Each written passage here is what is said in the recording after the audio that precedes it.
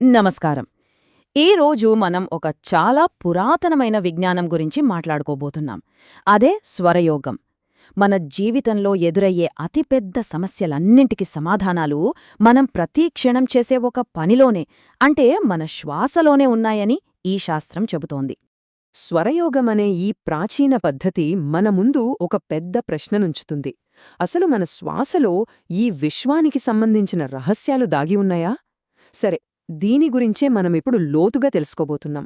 ఈ పరిష్కారమేంటో అర్థం చేసుకునే ముందు అసలు ఇది ఏ సమస్యల గురించి మాట్లాడుతుందో చూడాలి.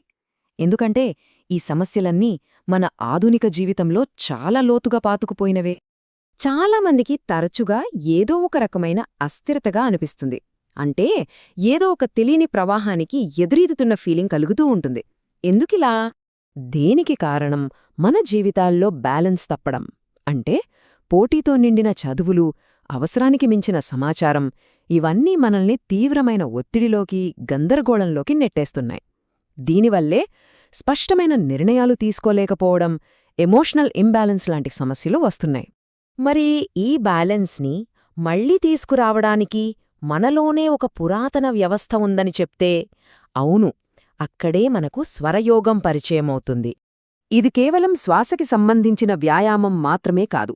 మన శ్వాస అనేది మన చైతన్యానికి, ఈ విశ్వ చైతన్యానికి మధ్య ఉన్న ఒక వారధి అని అర్థం చేసుకోవడం. ఇది మనం భౌతిక శరీరం నుంచి పరంశివ అని పిలిచే అత్యున్నత చైతన్య స్థితి వరకు మనల్ని కనెక్ట్ చేస్తుంది. కేవలం 45 రోజులు స్వరయోగాన్ని సాధన చేస్తే ఒకరి జీవితంలో ఏకంగా 180 డిగ్రీల పరివర్తన వస్తుందని చెప్పబడింది. అయితే అసలు ప్రశ్నేంటంటే, ఇది ఎలా పనిచేస్తుంది?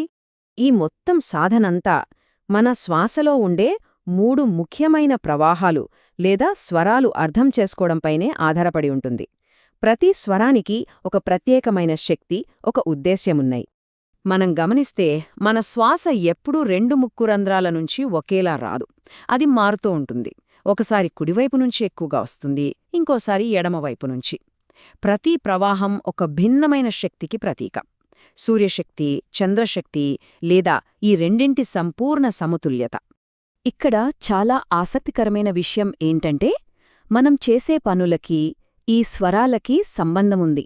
ఉదాహరణకి, కుడి నాసిక నుంచి శ్వాస వస్తున్నప్పుడు, అంటే సూర్యస్వరం యాక్టివ్గా ఉన్నప్పుడు కఠినమైన పనులు చేస్తే విజయం సులభంగా వస్తుందట. అదే ఎడమనాసిక, అంటే చంద్రస్వరం నడుస్తున్నప్పుడు శాంతంగా చేసే పనులు, శుభకార్యాలు మొదలుపెట్టడం మంచిదని నమ్ముతారు. ఇక శ్వాస 2 నాసికల నుంచి ఒకేలా సంపూర్ణంగా బ్యాలెన్స్డ్గా ప్రవహించినప్పుడు సుషుమ్నా అనే ఒక కేంద్ర శక్తి మార్గం తెరుచుకుంటుంది.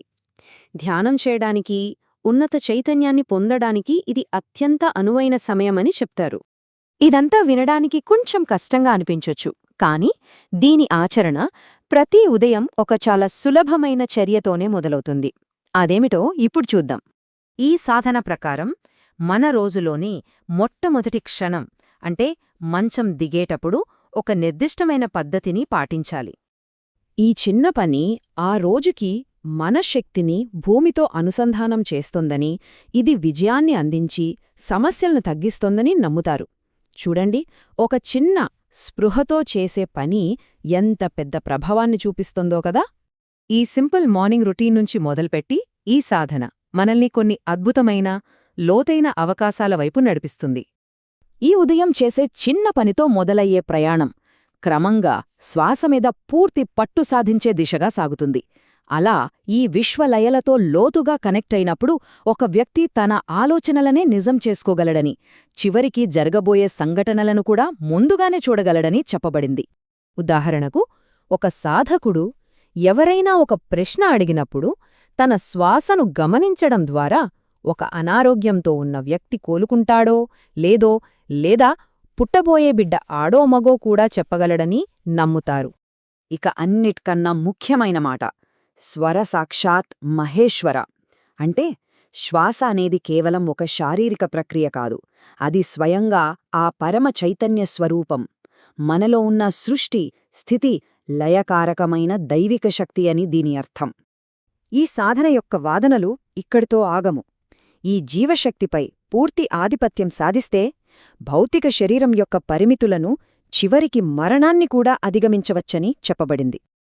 స్వరయోగం చెప్పేది ఒక్కటే, మనం చాలా సాధారణం అనుకునే మన శ్వాస నిజానికి మనలో ఉన్న అత్యంత శక్తివంతమైన సాధనం. అది మనల్ని ఈ విశ్వం యొక్క మూలంతోనే కలుపుతుంది. బహుశా ఈ విశ్వానికి తాళం చెవి మన తర్వాతి శ్వాస అంత దగ్గర్లోనే ఉందేమో.